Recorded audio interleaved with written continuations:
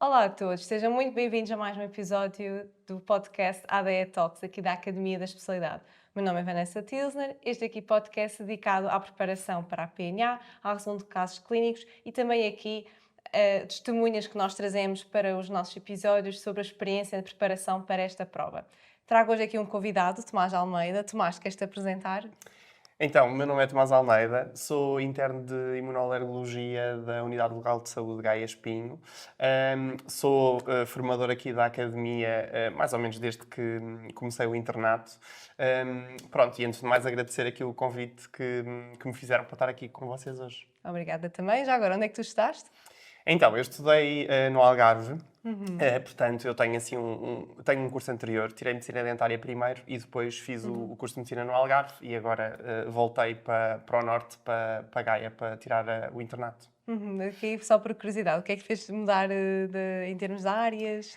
É assim, eu na verdade eu sempre gostei, sempre tive aquele bichinho da medicina. Na altura, como alguns de nós não consegui na altura entrar logo à primeira, ainda tive alguns anos em dentária, principalmente os primeiros anos são muito comuns, é ali um tronco comum com muitas cadeiras praticamente iguais, mas à medida que o tempo foi avançando comecei-me a perceber que o que eu gostava mais eram as cadeiras que não eram tão específicas de dentária, portanto coisas mais abrangentes, as fisiologias, mesmo as anatomias, essas Uhum, coisas. uhum. E então, ali quase no final do curso, achei que, apesar de querer acabar o curso de dentária, que queria depois tirar medicina mesmo e depois seguir essa área. Então, pronto, foi assim uma mudança nessa altura.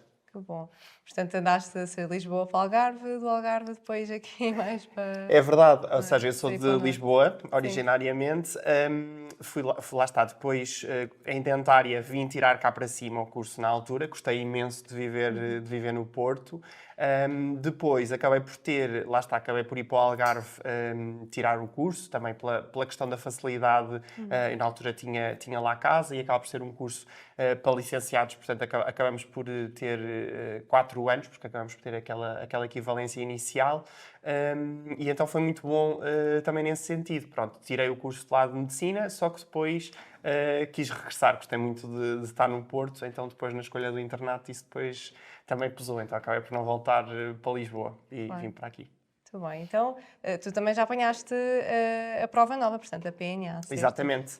Eu fiz a PNA em 2022, sim, portanto já implementada, já nova, já Certo. com esta mudança nova que eu acho que foi positiva. Como é que foi na altura, apesar de já dizer que há algum tempo, como é que foi a tua preparação na altura? Olha, é assim, eu acho que uma das coisas, e eu acho que isso claramente é uma coisa muito boa da academia, eu sou uma pessoa que, apesar de tudo, preciso de alguma organização. Eu Sim. por mim mesmo, não sou particularmente organizado, portanto, acho que ajuda muito a ter uma coisa um bocadinho estruturada e acho que a academia ajuda muito nesse sentido. Tem as aulas muito, muito bem organizadas, mesmo com os slides, com o essencial, e eu precisava um bocadinho disso. Portanto, os meus dias lá está, numa primeira fase concentrei-me mais na parte das aulas. Comecei a fazer perguntas ainda relativamente cedo, que eu acho que é uma coisa que eu pessoalmente aconselho sempre a fazerem, precisamente porque lá está, é uma prova muito prática, muito clínica, e acho que as perguntas ajudam muito nesse sentido. Portanto, acabei por fazer, lá está, essa parte inicial mais das aulas, depois comecei a introduzir as perguntas e depois fiz uma segunda ronda com os pontos essenciais e com o que eu achava que ainda não estava muito bem consolidado e que me ia apercebendo quando fazia as perguntas, quando resolvia os casos. Qual é que achas que foi aqui o maior desafio na preparação para a prova? Ela, obviamente, pronto, desde o início foi mudando um bocadinho, sempre incidindo aqui da base prática, mas na altura da tua preparação, quais é que foram mesmo aqui os teus maiores desafios e receios?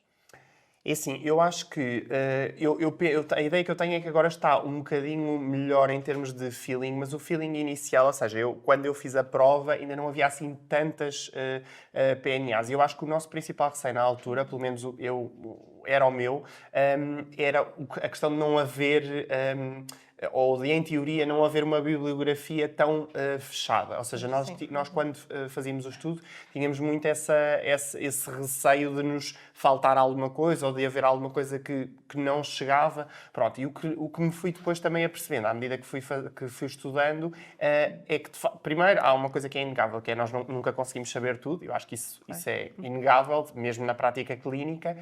E depois, porque, na verdade, nós precisamos de saber tudo o que nós temos nos slides está lá. Portanto, ninguém vai perguntar nada muito fora daquilo.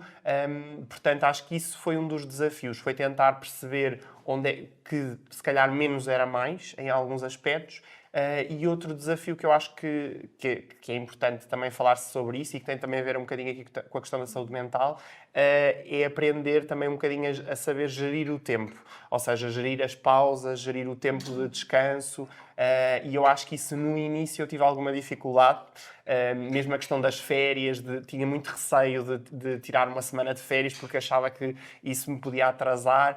E gerir isso no início acho que foi complicado. Acho que é um processo. Claro, muita gente acaba por passar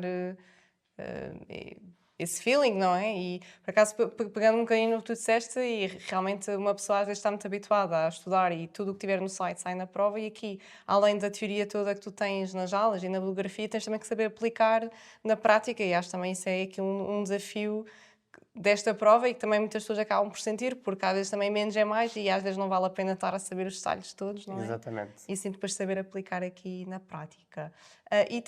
Portanto, tu fizeste a prova, correu bem, ou pelo menos aqui imunoalergologia sempre foi uma opção ou depois ponderaste na altura das escolhas? Eu sempre tive, imunoalergologia sempre foi uma das minhas opções, primeiro por razões pessoais, porque eu tenho aquilo que nós aprendemos nas aulas da marcha atópica clássica, mas para além disso, lá está, sempre foi uma especialidade que me puxou muito, porque apesar de nós não termos muito contacto na faculdade, a não ser que façamos alguma opcional, normalmente só temos mais contacto com a parte da imunologia, que depois não é bem o que nós fazemos depois na prática. Era uma especialidade muito abrangente e que depois tinha uma coisa que eu gostava muito, que era o facto de ser uma população também que vai desde a população geriátrica à população pediátrica. E pronto, e era uma coisa que foi uma especialidade que eu sempre gostei muito também por causa disso, porque me conseguia dar essa abrangência. Depois, lá está, depois de fazer a prova, quando depois comecei a ponderar as opções, eu ainda tive relativamente dividido ali numa determinada altura, mas depois achei que, lá está, claramente de tudo o que eu gostava era que eu conseguia abarcar os pontos todos. Com o qual mais te identificavas, Sim. sem dúvida. Muito bem. E como é que também cruzaste aqui com a academia? Foste, portanto, o nosso aluno, certo? Como é que depois passaste aqui a nosso formador e como é que esses caminhos se cruzaram? Olha, eu lá está, quando foi, acho que todos passamos um bocadinho por isto, quando chega a altura de nós começarmos a escolher por onde é que vamos estudar e como é que vamos fazer este processo, há sempre assim muitas dúvidas.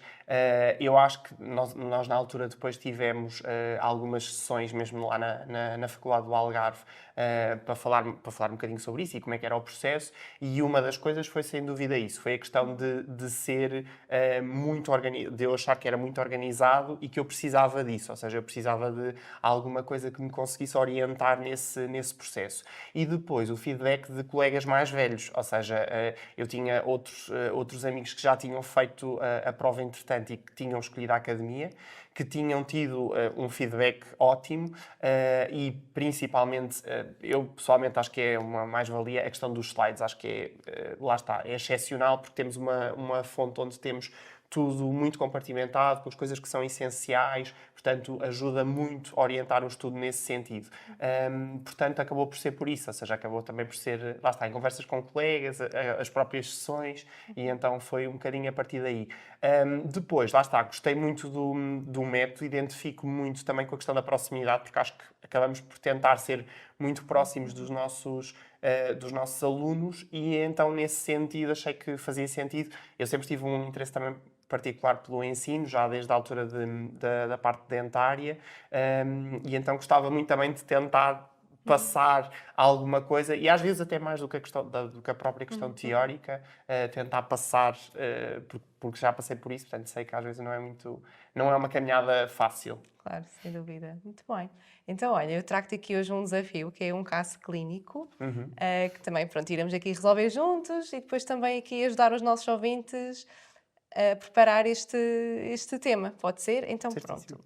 Portanto, aqui o caso já é numa PNA mais antiga, contudo, é uma PNA de 2021. Então, vou passar aqui a ler e depois temos 90 segundos para a resposta. Certíssimo. Vamos depois analisar posteriormente. Então, temos aqui uma mulher de 35 anos trazida ao serviço de urgência pelo namorado depois de ter desenvolvido dispneia severa enquanto comia ao jantar. Ela descreve que estava a desfrutar da sua refeição com salada, carne e batatas quando subitamente desenvolveu dispneia, pieira e um forte aperto torácico. Durante o percurso de carro para a urgência, desenvolveu náuseas e teve uma dejeção diarreica aquosa logo após chegar ao serviço de urgência. Também tinha bebido vinho tinto durante o jantar, estava no 3º copo de vinho quando os sintomas surgiram. Não teve episódios semelhantes no passado, não tem alergias alimentares conhecidas, mas salienta que raramente bebe vinho, especialmente vinho tinto. Tem história de rinite alérgica, mas sem história de asma ou outros problemas médicos graves. Sinais vitais: temperatura 37,4, frequência respiratória 28 ciclos por minuto, frequência cardíaca 120, pressão arterial 90-60 mm/mercúrio, saturação periférica em ar ambiente de 93%. A pele da doente apresenta pequenas pápulas eritematosas pruriginosas dispersas, a auscultação cardíaca é rítmica, com S4 audível, e a auscultação pulmonar com sibilos respiratórios discretos. O exame físico abdominal e o raio-x de tórax encontram dentro dos parâmetros de normalidade. Qual dos seguintes é o estudo adicional diagnóstico mais adequado? Será A. Broncoscopia, B. Cintigrafia pulmonar de ventilação-perfusão, C. Concentração sérica de complemento, D. Concentração sérica de histamina ou E. Sem necessidade de estudos adicionais. Ok. Relembro só, por favor, a pergunta, mesmo a parte final. Portanto, qual dos seguintes é o estudo adicional de diagnóstico mais adequado? Ok.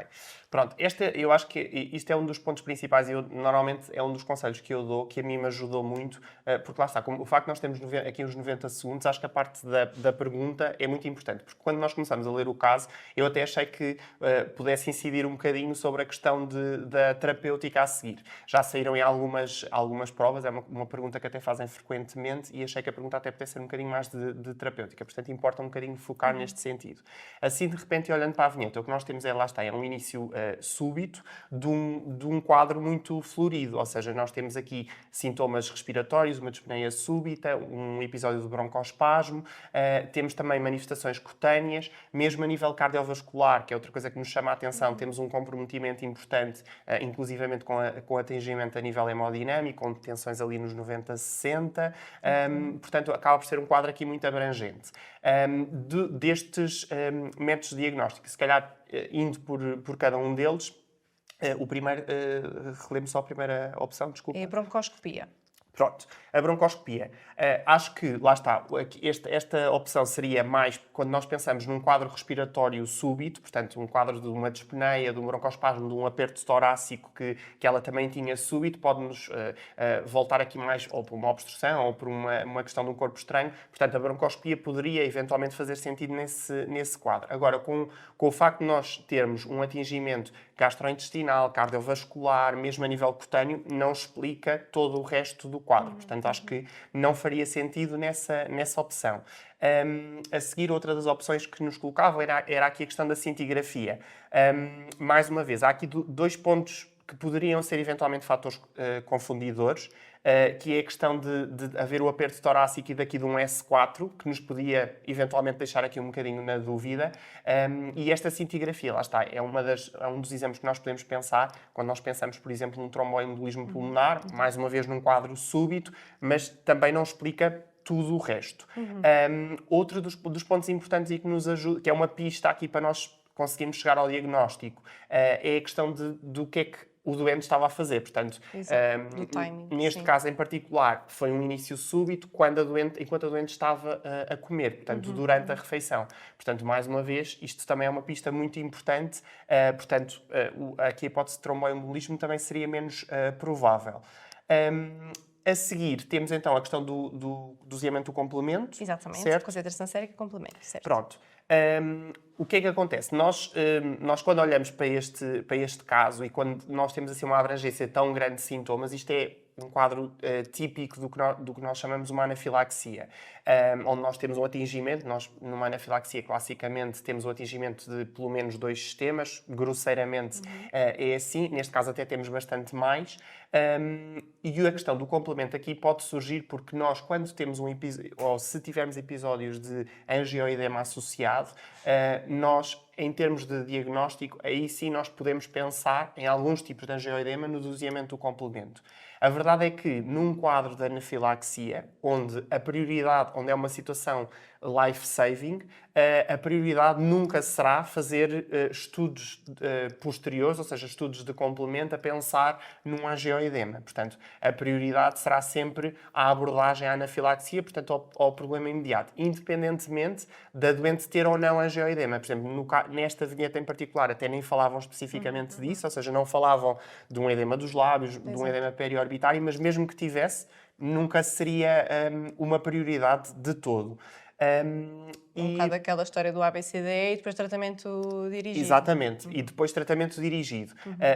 Para além de que, só que uma nota, mas mesmo em relação ao angioedema, e na aula, quando nós falamos da parte do angioedema, isto também, mesmo estudos de complemento só se verificam quando nós pensamos no angioedema mais bradissinérgico, ou seja, não aquele tipicamente estaminérgico, que é o que pode estar associado nestas reações IgE-mediadas. Portanto, nunca seria uma opção por isso. E depois, o a seguir... Temos concentração sérica de histamina. Pronto, eu acho que aqui seriam as duas, ou seja, nós excluímos, acho que relativamente fácil, estas três, e acho que o que pode eventualmente surgir um bocadinho mais de dúvida são estas duas últimas, ou seja, nós pensamos num quadro efetivamente de anafilaxia, nós sabemos que é fundamentalmente IgE mediado, sabemos que existe a libertação de mediadores, portanto existe libertação de histamina, e nós podemos olhar para esta opção e pensar, pronto, concentração de histamina faz sentido, ou seja, se existe uma reação, uma suspeita de uma reação alérgica, se calhar vamos medir a histamina. Mas acho que esta funciona aqui como um bocadinho confundidor. E porquê? Porque nós sabemos, efetivamente, que quando nós temos uma reação alérgica, nós temos libertação de histamina, mas na verdade nós não medimos tradicionalmente a histamina quando nós estamos perante uma reação alérgica. E porquê? Porque basicamente a histamina liberta-se muito rapidamente na reação, mas também desaparecem os níveis muito rapidamente. Estamos a falar de cerca de normalmente meia hora. O que significa que, em termos de prática clínica, isto não é rentável, ou seja, nós não temos tempo na situação de urgência de tratar o doente e fazer medições da concentração, ou seja, quando nós chegamos normalmente a esse passo, os níveis já vão estar muito baixos. Portanto, o que classicamente nós fazemos em termos de abordagem diagnóstica e que não está nas opções, curiosamente, é a questão da medição da triptase. Exato. É um medidor muito mais fidedigno. Porquê? Porque tem um pico, normalmente a 1 hora após a reação, mas perdura um bocadinho mais. Portanto, nós normalmente dizemos que até 2 horas é relativamente fidedigno. Mas isso não está nas opções. Portanto, à partida, do que vimos até agora, não há assim nada que nos encha as medidas, digamos. Portanto, isso leva-nos para a última opção, que é a questão de não haver necessidade de estudos adicionais. E lá está. E eu acho que este caso clínico é muito interessante nesse sentido, porque nós, quando começamos a ler a vinheta, e nós pensamos, pronto, ok, é uma situação grave, nós percebemos que há repercussão hemodinâmica, atingimento de vários sistemas, uma coisa súbita, e nós pensamos, ok, como é que nós diagnosticamos, o que é que nós fazemos? E a anafilaxia é um paradigma disso, que é, como tu disseste, Vanessa, é ABCDE, portanto a prioridade é tratar o doente, mesmo que nós, hipoteticamente, pensamos em alguma coisa diagnóstica, e aqui, como eu disse, só a triptase é que acho que tem mais lugar, é sempre uma coisa posterior, portanto nunca será a prioridade. Portanto, às vezes, aquilo que falávamos do menos é mais, não é? Portanto, não há necessidade de fazer estudos adicionais neste caso, nós não temos grande dúvida. Até porque outra nota importante aqui dizer, que nós baseamos muito na triptase, e a triptase ajuda nisso, mas uma triptase negativa não significa que não possa ser uma anafilaxia na mesma. Ou seja, a clínica é sempre mandatória nestes casos. Pronto, acaba de ser um diagnóstico clínico e está, ou seja, não vale a pena depois estar a fazer muitos exames complementares diagnósticos, entretanto a pessoa falece à nossa frente. Sem dúvida, sem dúvida. Muito bem, pronto, de facto era aqui a resposta certa, sem necessidade de estudos adicionais. Então, se eu conseguisse aqui resumir um bocadinho a clínica aqui da anafilaxia e já agora depois também, portanto, o diagnóstico, como já disseste, que é clínico, e já agora como é que nós trataríamos esta pessoa, como é que então sumarias isto tudo? Então, lá está. Quando é que nós devemos pensar numa anafilaxia? Tradicionalmente, lá está, nas vinhetas, o que nós temos é atingimento de pelo menos 2 sistemas, ou seja, normalmente temos um atingimento respiratório, um atingimento cutâneo, um atingimento cardiovascular ou gastrointestinal, 2 destes. Chamada de atenção só aqui que nem sempre tem que ter cutâneo, tá bem? Que isso é uma das dúvidas frequentes. Quando nós temos 2 destes sistemas, isto deve-nos logo fazer pensar nisto. Se associadamente tivermos um início súbito, isto é quase indicativo de que muito provavelmente isto deve ser efetivamente uma anafilaxia.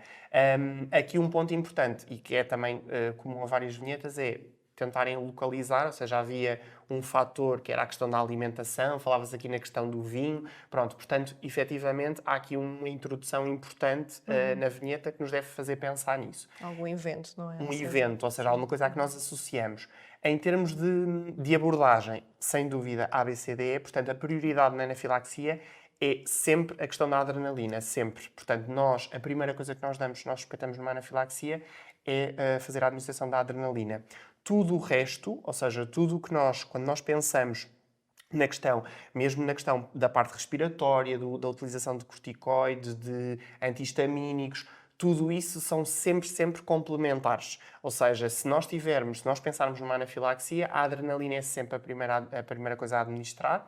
Nós podemos repetir se for necessário e só pensamos em tudo o resto, mesmo os corticoides, os antihistamínicos, como prevenção até de uma reação bifásica, ou seja, de nova reação, mas é tudo posterior. Portanto, a prioridade é sempre a adrenalina.